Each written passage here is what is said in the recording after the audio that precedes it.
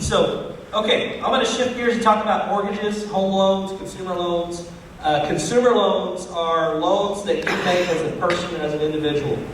Business loans are loans with a business purpose. Okay, so I'm going to give you a couple. You all tell me. If you're buying a home, is that a business loan or a commercial or a consumer loan? Consumer. Okay, if you're buying a semi-truck, is that a commercial loan or a consumer loan? Okay, what if you're buying a tractor for your farm? Is that a commercial loan or a consumer loan? Okay, what if you're getting a credit card? Okay, everybody understand that? All right, so pretty simple. If it's a consumer loan, it's going to be based on your credit report. It's going to be based on your monthly income. If it's a commercial loan, it's going to be based on your tax return and what your business income is. So you can have a business income on your personal tax return as a Schedule F or a Schedule C if you're self-employed, or do a side hustle and still get a business loan. So mortgage loans, at some point, each and every one of you all are going to own a home. And most of you, 99% of you, are going to have to borrow money to buy a home of some amount. And maybe not your first home, maybe not, but at some point in your life, you're going to have to borrow some money to get a mortgage loan. Mortgage loans are secondary market loans. Those are long-term fixed-rate loans. That's typically the best type of loan. They're expensive to get into. They charge you to get into them. But over the course of 30 years or 20 years, whatever you choose to pay it out, you're going to save money because the interest rate is fixed. Why would it be important for the interest rate to be fixed? Somebody know what the interest rate is? The interest rate is the amount that the bank charges you to borrow their money. So it's the fee you pay. So if you borrow $100,000 and it's a 10% interest rate, how much are you paying for the year? 10% of $100,000 is, divide that by 12. So mortgage loans are not cheap. So imagine a $200,000 loan. Most of your first 10 years payments are going to go to interest to the bank, which is fine because otherwise you can't borrow the $200,000 to buy a house, right? So you have to pay the interest to get the loan. So the bank charges interest because we have to put the money up front and we have to pay our salaries for our employees, but we also have to build credit risk. We have to build risk protection and put money aside in case somebody doesn't pay their loan back and we have to buy the house back itself. And we take a loss. It happens. The bank takes a loss sometimes. So when you're thinking about buying a home, things you need to be thinking about from an adult standpoint. Right now you're in the kid mindset. You're going to start transitioning to an adult mindset. And you need to start thinking about this now. Don't wait until you're 5 years from now and you're starting a career and start thinking about this. Think about it now. So most of you all maybe chose to live, or your parents chose to live in Weatherford, right? And there's reasons why they chose to live in Weatherford, or you chose to live in Weatherford. Whereas there's Clinton 15 minutes away, there's Hydro 10 minutes or 5 minutes away, there's Carnegie 30 minutes south, and there's Thomas 20 minutes north. So those are the closest towns. But you all are at Weatherford Public Schools, and most of you live in Weatherford. So your parents or grandparents made an effort to live in Weatherford. You all have to do the same. You have to choose your city or community you want to be a part of. If you want to have children and you want your kids to go to a school, your kids are going to go to a school, whether you're going to go to a public school or a private school, you have to think about that. Where do you want your kids to go to school? What kind of environment do you want your kids to live in? Do you want it to be similar to the experience you had? Some of you may say, Weatherford's terrible. I hated it. I want my kids out of here. And some of you don't even realize it yet. You don't realize what you have yet. 5 years, 10 years from now, you'll realize how good we have it in Weatherford. Like you just trust me. You don't believe me, but you will. It's like how you feel about your parents sometimes. There'll come a time where you'll call your mom in the middle of the night or your dad and you'll say, "I'm really sorry. I was stupid. Thank you." Happens to me all the time, actually. I was the one calling, and then I get calls too. So then you're going to think about the neighborhood you want to live in. Okay, you need to think about that now. When you're driving around, if you ever go look for a job, interview for a job, when you go to a different town, interview for a job, drive around the neighborhood. So if you call me and you want to buy a house in Lawton and you want me to finance it, well, I'm going to meet you at Lawton at the house and we're going to go look at it. And typically what we're going to do is I'm going to go to the house and we're going to look at the house and talk about it. And then I'm going to drive a full block around the house and look at the neighborhood. Then I'm going to go 5 blocks out, a full square around the neighborhood. And then I'm going to go a mile out. And I'm going to drive a mile around the neighborhood. And what am I looking at? What would you be looking at? Do I want to live here, right? Do I want my kids to ride their bikes on these streets? Those are questions you need to start asking right now. Flood zone is something that I didn't even know what flood zone was. Flood zone is the federal government maps every community in the United States as a possibility of flooding. And so if it's a low area, it's probably going to flood. If you drive by and every time it rains there's water standing, is that a place you want to build a house? No.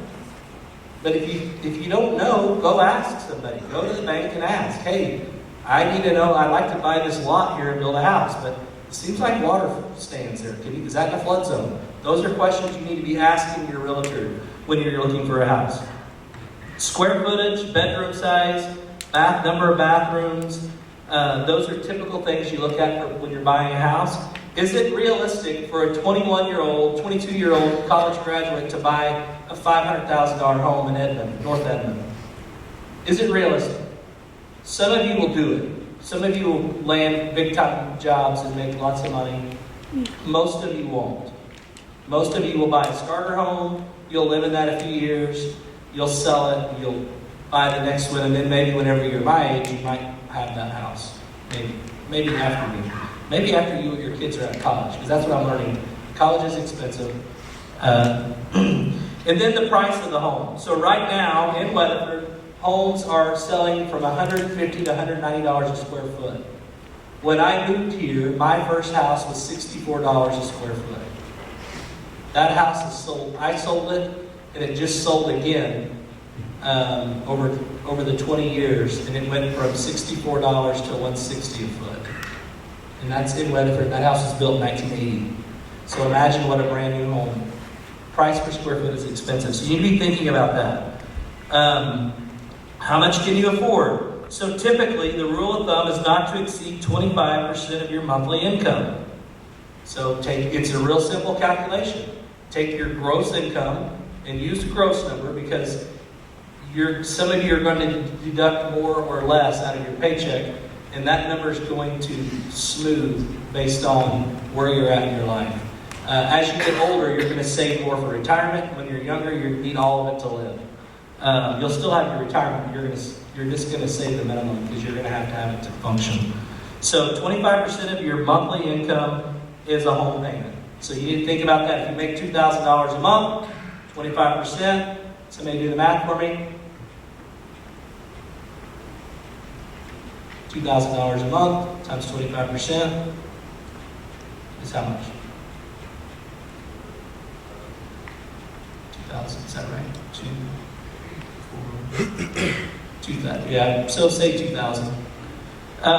So that's a quick calculation. You don't have to spend a lot of time. That's a rule of thumb just to think about. So just remember that.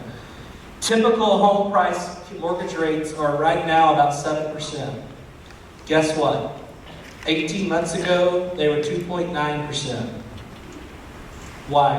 Why were they so low 18 months ago? What happened that rocked our world in 2020? Well, that too. What else? COVID. What happened in COVID? Yeah, you couldn't go to work. A lot of people couldn't go to work. Now, a lot of us out here, we were sheltered. Oklahoma was pretty well open, and we were sheltered, and your parents still got to work, but a lot of the country didn't get to work. So the financial capability of the United States crumbled, and the federal government had to throw out tons and tons and tons of money, and you are going to pay for this through inflation for the next, probably for the rest of your life, plus the national debt that you're going to probably have to deal with the rest of your life. So we went from 2.9% to 7% interest right on a mortgage loan. Well, do the math at $100,000 times 2.9 versus $100,000 times 7. There's a big difference in payment because your income didn't change. You still make $2,000 a month, but now your payment's more, so you have to buy a smaller house, right? Or you have to put more money down. And that's what people are doing. People have been saving money, they're putting more money down, and so that's a solution. Taxes and insurance. You have to allow for property taxes and insurance, and that's 1% of the value of the property. So if it's a $100,000 house, you're going to pay $1,000 in insurance and $1,000 in taxes, and that's going to go into your mortgage. Okay? And you'll pay that monthly. So, debts. Let's talk about debts for a minute. So there's different types of debts. You have installment loans, which are car loans, boats, motorcycles, things that run on monthly payment. If you go buy a car, you're going to put it on 48 months or 60 months, and you're going to divide that cost of that car out by 60 months or 48 months, and you're going to pay that off on a monthly payment. Is it cheaper to pay interest-wise? Is it cheaper to pay it out longer or shorter? Why? Who's got a phone? Somebody get a phone out. You get a phone. You got a phone? Get your phone out. All right, so we're going to buy a $40,000 car, okay?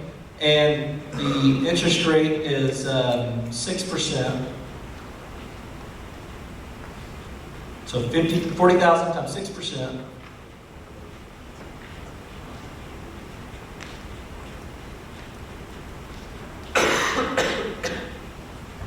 Point 06.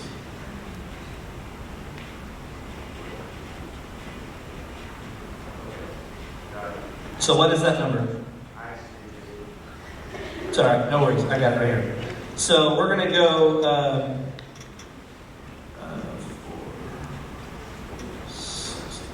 Okay, so 60 months at $40,000. Your monthly payment is $665, and you're going to pay interest of oh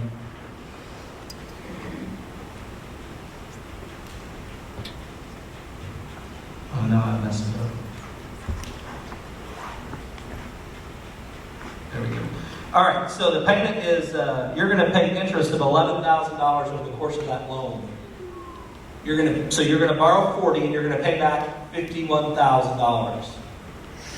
Think about that. So that's why the difference between 7% on the house loan versus 2.9 was such a big deal.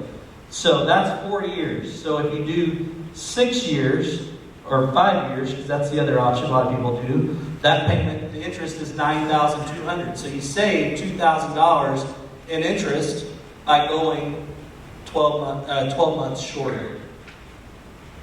Okay, so what I would encourage you to do is try to pay the loan off faster, and try to if you buy a car, try to pay the loan off in 48 months.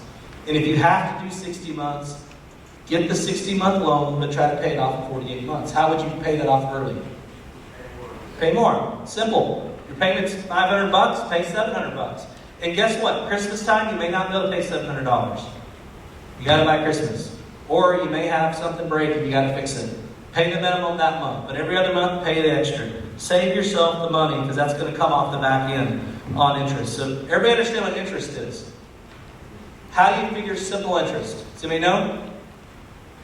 Principal amount times the interest rate. And that's on a per annual basis. Okay? So $10,000 times 6%. Okay? $600. That's for the course of the year. So divide that by 12 and you pay that by monthly. Understand simple interest. It's a simple calculation. You can download a financial calculator app on your phone. I would encourage you to do that. When you're looking at buying something, play with the numbers. Shop. See what they're saying. If Cummins is advertising 4% and Barbara Dyson's advertising 6% for the same car, plug in the numbers and see what the difference. Maybe you can get the nicer version at Cummins for 4% than the cheaper version at Barbara Dyson for the same car. You get a little nicer car for the same payment. Okay, everybody understand interest? The importance of understanding what interest is about. Interest, that's how I have a job, because you all pay interest. And we love to loan money to you because we want you to have a nice car. We want you to see you go to work. We want you to have a home so you can raise your family. And we want you to do it in Weatherford because we want Weatherford to grow and be successful. Okay, so let's talk about a mortgage loan. So if you have a mortgage loan with an $831 a month payment, let's talk about getting approval on a mortgage loan. So if we have a $100,000 home and the interest rate's 7%, your payment's going to be $665, and then we're going to have 1% insurance and 1% taxes. Why do we have to have insurance on your house? Yeah, because I'm loaning you the money, and if it burns down, I want to be paid back, right? So I can pay my loan off, and I can loan you money at the end to build another house or buy another house. Why do you have to pay taxes? For the government's debt. Yeah, well, as you all get older, you're going to love paying taxes, trust me. And what's funny is and this isn't a political conversation, but I was in your shoes not long ago. Well, it has been long ago now, but really not that long ago. I didn't really I didn't really understand politics too much because it didn't affect me. But the older I get, taxes is something that I think about a lot, because when you file your taxes and you see how much you pay to the IRS, it's frustrating. But it's essential. This is how we have schools. This is how we have highways to drive on. So there's a balance there where we have to pay taxes. But they're going to charge you real estate taxes, and you're going to pay it back monthly rather than annually. Why? What if you live in a $500,000 house and it's 1%? Do you want to pay that back monthly, smaller amount, or do you want to make one bulk payment, big amount? I mean, you might be able to make a $5,000 check, write a check in December, but it's easier to pay it back at $200 a month, right? Typically. So that's why the bank it's called escrow. They're going to take your insurance and your taxes, and they're going to bundle that together for the year, divide it by 12, and add it to your payment. So what's that called? Escrow. Understand escrow. Okay, the other thing that we're going to talk about is most banks are going to require you to put money down when you buy something. Why? Nate, why does your dad want you to put money down when you buy a vehicle? Think about it. Risk. Why would it be risky to not put money down? Well, think about it from the consumer side versus the bank side. Who is carrying all the risk if you don't put any money down? The bank. Who's carrying some risk if you put money down?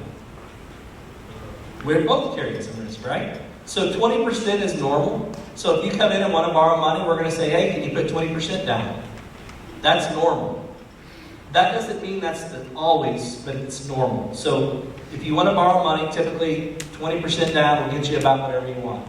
But there are cases where you can borrow 100% or put 10% down. But that shares the risk. Why is it important that we share the risk? Do what? Equal amounts of reward, but also if you have skin in the game, if you put money down on that vehicle, you're less likely to walk away from it. Right? So if you're going to buy a new pickup and it's $25,000, okay, and you put $3,000 down on it, right, and you pay on it for 6 months, you've got some money tied up in that pickup. Are you going to leave that pickup at Walmart and just leave it? No. Why? Because you've got money tied up in it. It's your money. You want your money back. You're going to go sell it and pay me off and keep the difference, and you've got money in it. But what if I loan you $50,000 right now on a brand new vehicle, and you don't have a job, and you're in school, and you can't get a job because you're in school? Who's carrying all the risk? Me. And how likely is it that you leave that brand new vehicle at Walmart and I have to come pick it up? So that's why, and they do leave them at Walmart, just so you know. I picked up several repos at Walmart. So down payments, get in the game, understand why the bank's going to ask you to put money down, because it's a risk assessment and they want to share the risk with you. Yes, we want to loan you the money because you have a high credit score and you have a good job and your debt to income ratio is low, so you make more money than you have loan payments. And what's the typical amount? What percentage of your income that you can use for a mortgage loan? 25%. It's kind of a rule of thumb. And then total payments is under 40. So if you take your total gross income on a monthly basis, multiply it times 40, you don't want to exceed that on your loan payments. Now, where there is a stipulation on that is when you start making big money. When you start making $200,000 to $300,000 a year or more, it's a little different because the margin changes. When you have $10,000 left over after you pay your loan payments, you can do more with that. So there is a little bit of an adjustment, but that's kind of typical. Most of you aren't going to come right out of college making $200,000 or $300,000. If you do, that would be cool, and I'll be proud of you. I'll be high-fiving you. Okay, so the other thing I want to talk to you about is we have about 5 minutes, so I'm going to spend this on soapbox time. If that's okay with Mr. Noel.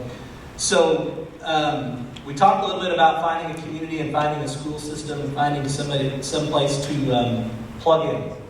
And why it's important, right? Because your parents or your grandparents or maybe your great-grandparents moved to Weatherford and this is why you're here now. And maybe some of you drive from another school. That's great too, or another town. But as you all relocate into a community as adults, because here in about 4 years you're going to be adults. Some of you are probably adults now, over 18, but you still have help, financial help from mom, dad, grandparents, whoever. So you're kind of tweener, call it. You might be 18, but you're not paying all the bills yet, right? And some of you might be. You need to invest back in your community. Madison, why is it important that you invest back in your community as an adult?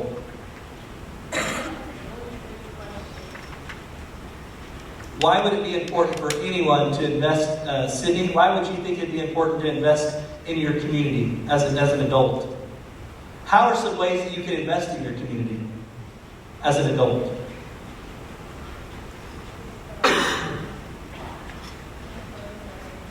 Yeah, help. Somebody jump in. How many of your parents coach the Little League team? How many of your parents work the concession stand? How many of your parents help with the prom? How many of your parents do this? How many of your parents have donated money to help another family member or community member in the school or in the community? Think about that. So the other thing is finding a community that's going to welcome you and help you whenever you have a problem, right? How many times have you heard of a story where a family's house burns down?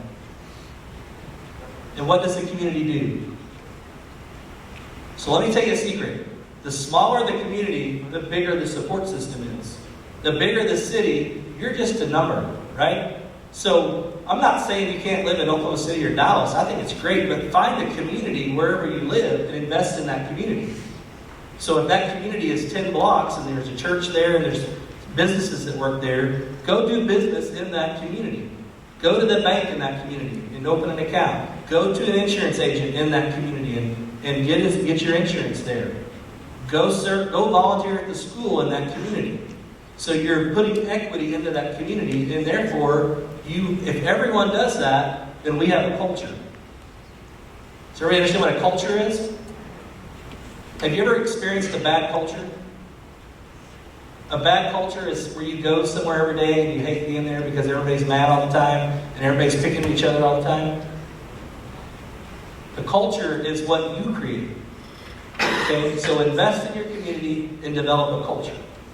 That's the biggest thing banking and finance and getting a loan is important, but investing in a community and developing a culture is the most important thing that's going to help you all be successful as young adults. Questions? What did we not talk about? We have about 4 minutes.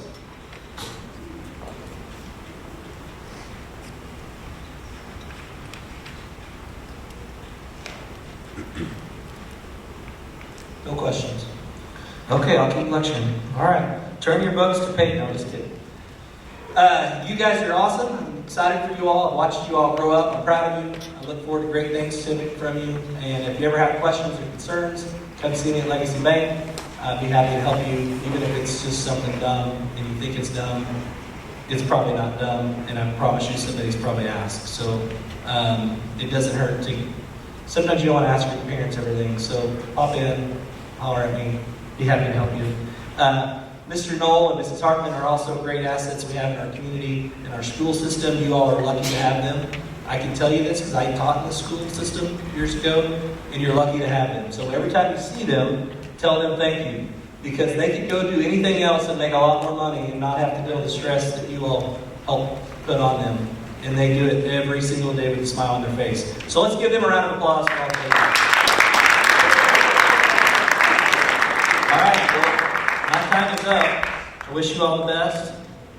Basketball season's starting. I want to see some high-flying, slamming, jamming, fun stuff. Nate, can you do that for me? All right, thank you guys.